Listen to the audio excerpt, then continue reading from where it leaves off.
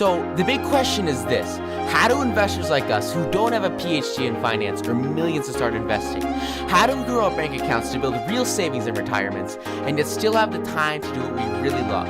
That is the question, and this podcast will give you the answer. Woo! Hey guys, John here. Welcome to the Stock Market Secrets podcast. Super excited to talk to you guys today about something that I just kind of figured out existed, and it's really interesting, and it made me think a whole lot about formal and complicated fundamental analysis, and specifically what people in banks are looking at versus what investors are looking at, which I thought was kind of interesting.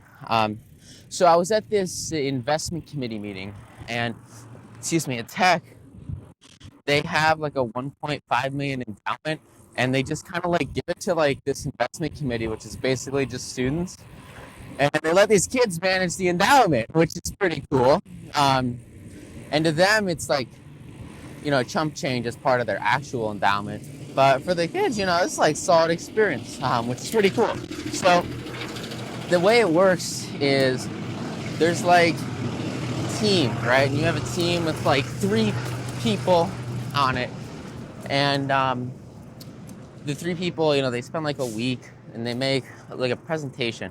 And in this presentation, they present everything about a company, which is super crazy. Whoa, my mic fell. I'm working out some new stuff with audio equipment. So hopefully that'll work out well. Whee! It's a lot of people here. But anyway, they keep presenting the presentations over and over and over again. And there was this one thing that kept coming up called the WACC. And I'm like, dude, what in the world is WACC? Never heard of WACC in my life. And apparently it's weighted average cost of capital. And so I'm learn about WACC. And basically, all of these people, all their presentations, they're talking about WACC. And on top of WACC, they're looking at the fundamentals for the company, the balance sheet for the company, the market positioning in the company. And they're basically, it's just normal fundamental analysis. Does this company make money? Are they making more money or less money? Pretty basic stuff like that. And then at the end, they give kind of a buy or sell recommendation based on their PowerPoint, which is the company. And what's interesting is nobody has stop losses or profit targets. So, they're basically just not looking at the actual stock, and instead they're just kind of betting that the company will do well based on news and based on fundamental growth, which is totally cool, and that's a pretty solid way to invest. So we'll see how it works for them. I've only been going for a little bit, but so far I've seen them suggest buys. I've also seen them take 2 or 3 losses. So it's interesting to see the kids, they're probably never bought a stock before, so they're learning, about the markets, which is super cool and really fun. And they're going through their presentations, and all I can think about when these guys are presenting is wow, it sounds like I'm sitting inside of a bank, and what they're saying, it sounds like something I would hear from a banker. Because it's presentation, and it's all this is the company, this is the growth, using, all these technical terms like WACC, and everything else is pretty basic, just PEs and, core key statistics. But I mean, they're looking really deep into the fundamentals, which is awesome, without really understanding the technicals, which is less awesome. And I mean, I don't know how the portfolio has been performing, but I've been watching the investments they've been making. And over the past month or so, they've been, sort of down a little bit, which is totally cool. You got to give a lot of positions time to work out. But it's interesting to sort of look at, if these guys are outperforming, right? Because, I mean, you're looking really at people whose complete total job as investment managers is to outperform the market. And there are some pretty interesting little things that have come up. Last week, this one group was talking about buying a mortgage-backed security from Fatty May, which was like pretty freaking funny. And also really cool. It was like a 7% return for a couple of years, which is sweet. And it was like AAA rated. And so, they have like a wide range of investments, but a vast majority of it is just, traditional equities. And what's kind of interesting is all these stocks they're getting in based off fundamentals, like completely alone, right? And so that's kind of what brings us to WAC today. And a little bit more than WAC, it's like what these guys are actually learning, in finance classes, day after day, day after day. Now, I've been to some of these finance classes and some of these investment classes, and at least from the things I've gone to, all I've heard people talk about so far is like very, very basic stock stuff like splits and corporate growth. Like it's all fundamentals. I mean, just technicals are not taught anywhere in traditional education. But it's cool to see that like they're teaching stocks, but when you really like sit down and listen to it, it's a lot of stuff about like how to sort of position a company, like if you're presenting it to somebody, which is exactly what these guys are doing. So like they're not actually making these positions, right? They're presenting it to somebody and telling them that they should get in or get out, which is interesting because like if I make a position and I'm going to recommend it to somebody, like my money is going to be on the line, my ass is in it. And for these guys, like they're literally getting $30,000-$40,000 positions with no personal commitment to it, which is like it's just kind of cool to see how the psychology is affected by that, because if I lost some of these guys, they're down like 60% in about a month, which kind of sucks. If I was down 60%, I'll kind of be freaking out a little bit, and I think that might be one of the reasons why like they basically never have stop losses, is because frankly it's not their money, which is totally cool. People manage money all the time. Money managers, I mean, that's an entire career. But it doesn't work if you don't treat it like it's real. You don't treat it like you're in your client's shoes. And for these guys, it's not a real client, right? It's just a school endowment.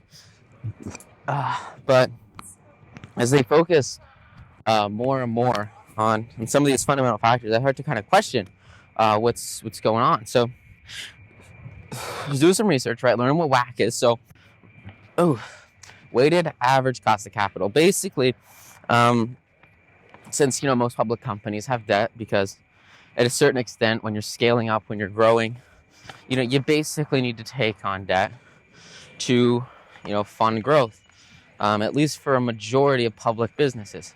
Now I'm more in favor of getting clients to pay me money to grow, but for a vast majority of businesses, especially kind of more traditional businesses, they take on pretty huge amounts of debt to have, like physical stores, stuff like that. I mean, you can't just start Walmart on your own,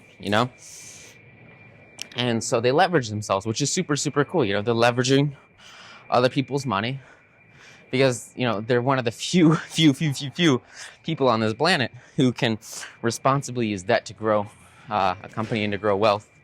And, as long as they grow faster than the rate of debt, then they'll be cool. And so that's exactly what the WAC measures. It measures the average percent rate of the debt that they have, all the debt they have. So if they have, $1 billion in loans, they're probably going to have like 10, 15, 20, 30 people. Maybe they're public and they have like public bondholders. And so the average of their coupons is what the WAC is. So it's a little bit, deeper than that. And there's some pretty ridiculously difficult calculations behind it. But like, that's the basis, right? And nobody uses it because it's kind of ridiculously difficult to calculate, which sort of, circumvents there being an actual indicator for it. But I mean, it's not Young Finance, but it's something that you can calculate, and it exists, and it's called WAC, and that's why I'd never heard of it before. So the principal idea behind WAC is that if the company has a rate of return of 10% and a WAC of 6%, it's, it's producing a net of 4%, right? So the actual company is turning its debt and then taking a 4% profit on the actual cost of debt. So they loan, they take a loan of $100, they have to pay $6 back in interest, and then they're turning the 100 into 110, which is their net profit. And so obviously you want to see average percent returns greater than WACC, and that's going to show, this is a solid company, this is a growing company, and they have, reasonably nice financial figures, which is the goal, right? The goal is to make money rather than lose money. It's just the basis of fundamental analysis, especially for some of these bigger companies. Excuse me. Which is where WACC is going to come into play a little bit more, is when you do have larger companies. So thinking about WACC, and I'm thinking, what these guys are doing, and it's pretty cool because, like, if I get my clip got undone. Wait a minute, I have the best idea ever. Check this out. Bam! I just hacked the microphone clip. You guys, I'm so glad I did, because I bet the audio is unstable as heck.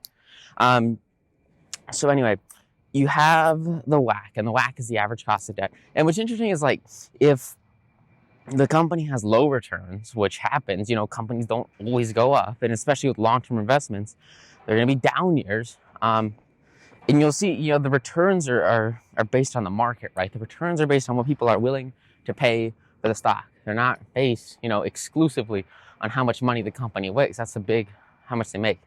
It's just a huge misconception a lot of people come in thinking about is, they make money, then the stock will go up. But I guarantee, you go through your first earnings season, and you're going to see a lot of companies beat earnings, a lot of companies miss earnings, and you'll have companies that literally lose billions of dollars go up because they beat projections or something like that in revenue and in clients and some kind of action number. And you'll have companies that are making billions of dollars, and they'll go down when they report earnings because it wasn't good enough, or the growth was down, or some other key indicator was down. And so, at least for the 99% of people who actually need to care about their investments, the return is based a whole lot more on the actual public perception of growth rather than the underlying cash growth. And so that's where WACC kind of starts to hit its limit, because if the growth is negative and the stock price goes down, your WACC is still going to be the same, because it's still the same percentage cost of capital. And so the goal, right, is you see returns over WACC. If the stock goes up 20%, the WACC is 6%, it means that the company is adding value to the money that it's borrowing. So, if it borrows $100 million, it's adding, in that example, 14% of value to that money, and they're making it worth more than it was originally worth. They're creating marketplace output, which is the goal, right? But where this kind of goes wrong is when, the stock goes down, right? Now, a lot of times you can have revenues go up, you can have earnings go up. Stocks can still go down. A lot of times it's based on public perception, but even greater than that, at least from what I've seen, it's basically it's all based on the technical setups. Really great example of this, Wells Fargo. They were in a head and shoulders setup, okay? And the stock is trending around the shoulder line, and I'm like, dude, these guys, head and shoulders setup, short, all right? I get in short, my dad's long in it, because he works there. And I'm like, dude, you got to get out of here, man. It's a head and shoulder setup. And he's like, nah, I don't sweat it. They're a good company. They beat earnings, and then they slam right down through the neckline and to the price target. And it was I think a 30-40% gain. It was really nice. Or maybe it was 20%. It was leveraged, so you can really, up those gains when you have solid technical setups. And the WACC was the same. Wells Fargo, it's still gonna have the same cost of credit, before earnings and after earnings. The difference is the revenue, right? So,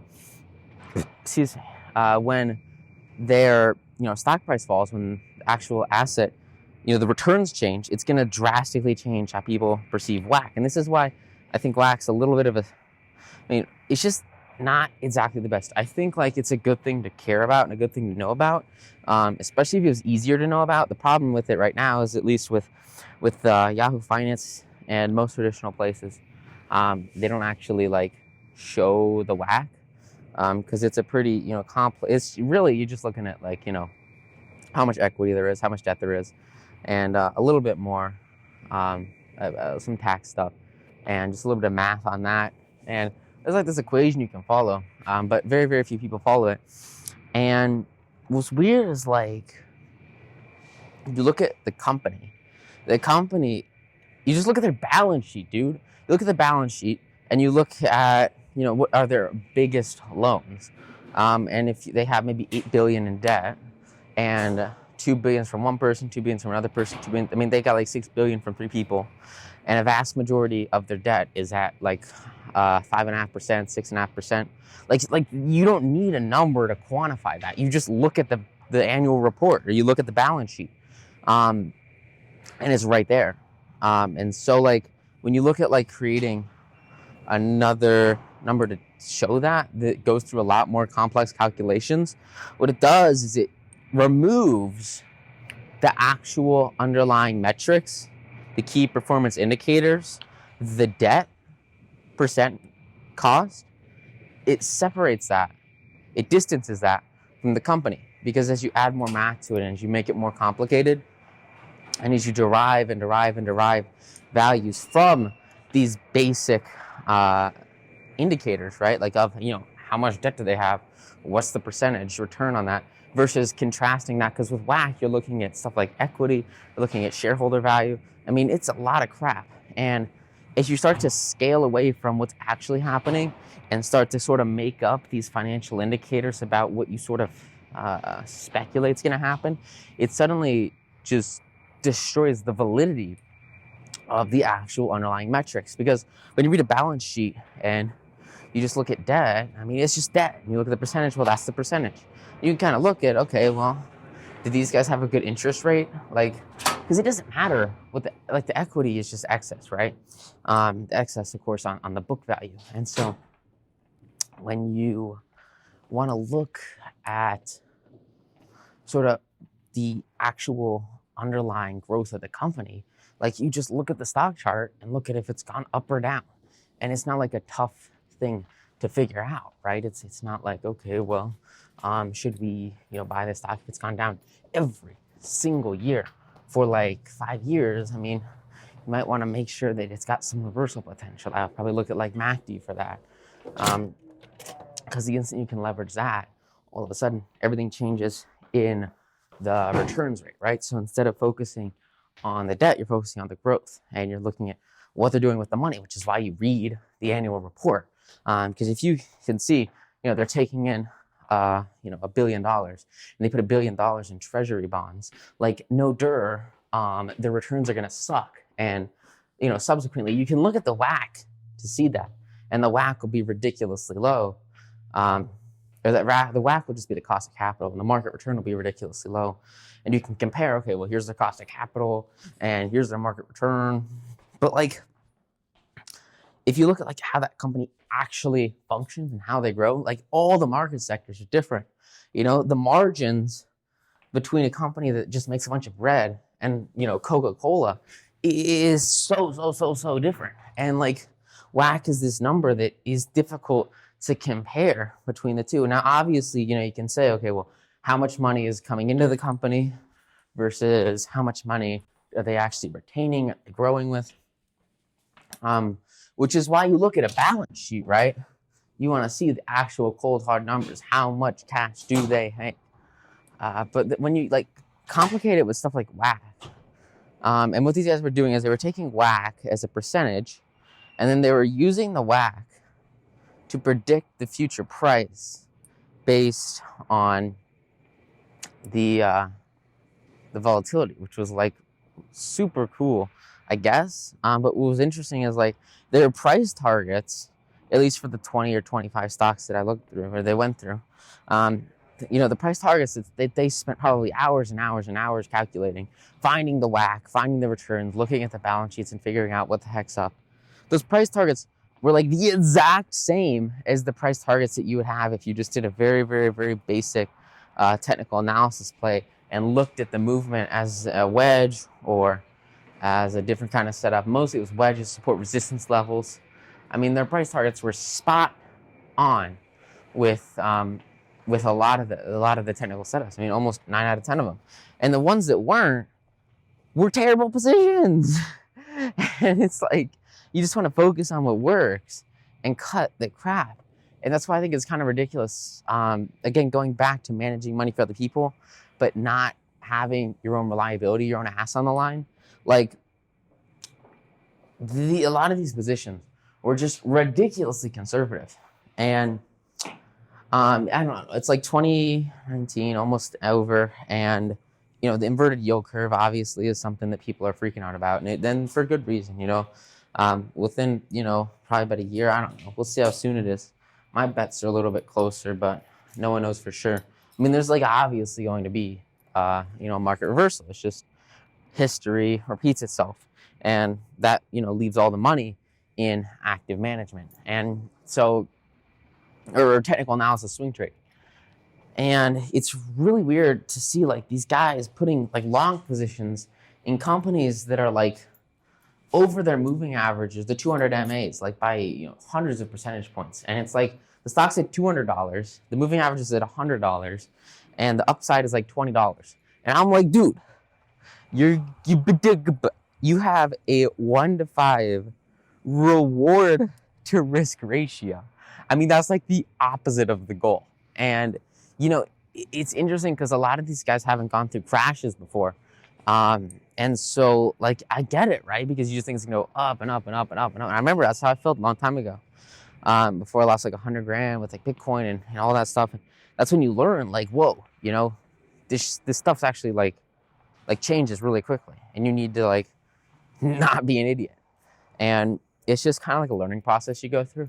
But a lot of times you'll see, you know, specifically with analysts and people that like their job is to analyze stocks. And I see these guys all the time, you know, on the news, on Yahoo Finance, and they'll just be like working at, you know, a huge bank, and they'll say, oh, we just did our huge report, and we predict the price of this stock to go to, you know, whatever the price is.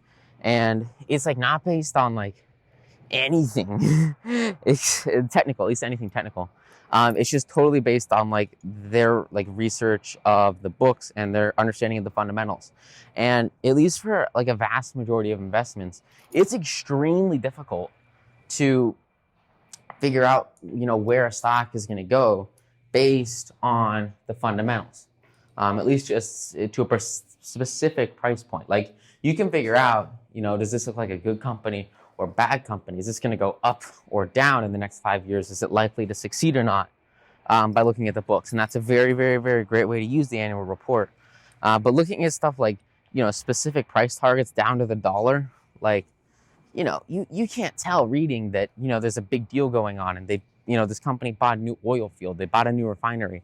Like, you don't know if that's $7 in the stock price or $20 in the stock price. It's all based on technicals when you get to like a dollar by dollar level. And it is, I don't know, man. It's just insane. And I'm super excited to keep going to this investment committee and learn more about what bank, I mean, because these guys are basically like, you know, they're getting jobs as bankers. So it's kind of interesting to see what, how they analyze, you know, positions. Because a lot of them are interesting. And then also, you know, you get stock ideas. Because these guys have put like 12 hours of research into like every stock they're suggesting. I mean, they just have like a ridiculous amount of charts and underlying fundamental analysis, which is awesome. Like if you find like a long-term investment you want to make, I mean, do what these guys are doing. You know, they literally spend hours and hours and hours making a PowerPoint about like why this is the best stock ever and why they should invest in it. And a lot of them they're just doing an amazing job, and they're putting their heart and soul into it, which is awesome. And they're passionate about it. I mean, it's just a really cool, you know, thing they're doing for themselves and for their career. So, like, if you're looking at new positions, you know, think like, what would happen? You know, what would I uncover if I went really in depth into this? What would I learn? You know, how can I break this down into a much deeper analysis, and then use that as a decision maker? Say, All right, cool. Let's put an investment in this. Average position size. Their average position size was pretty small. It was like 2 or 3%. I usually like 5 to 7, at least when I'm starting out. But I guess it kind of makes sense because it's a little bit of a larger fund. But like I said, I mean, that portfolio is like 1% of tech's endowment. So I don't know. They don't have a choice on it. They just do their pitches. So it's a cool little thing, and I'm excited to keep going to it, keep learning from it, and hopefully keep you guys updated on it, so you can get the best investments possible without having to sit through all this crap. So thank you guys so much for listening to Stock Market Secrets podcast. I hope you kind of took in a lot today about what people teach traditionally in finance and what's taught in the education system. And WAC's pretty cool. It's a nice little thing to know about, but it kind of just it just reflects the underlying balance sheet, the underlying debt, and you want to see the company turn money into more money instead of lose money. I mean, that's kind of what the WAC shows. I just wish there was an easier way to measure it. It's just kind of difficult it's just a lot of stuff, which is interesting. So yeah, cool stuff, guys. Thank you so much. Have an amazing day. Go out there, crush it. And I will see you in the next episode. Woo! Thanks. Bye. Want more stock market secrets? If so, go get your free copy of my best-selling book, 9 to Noon. You can get your free copy plus $11,176 of unannounced bonuses it took me years to uncover completely for free at 9tonoonsecrets.com. Inside 9 to Noon, you'll find the top 38 secrets you can use to double your portfolio every 2 years and make upwards of 10% per trade daily.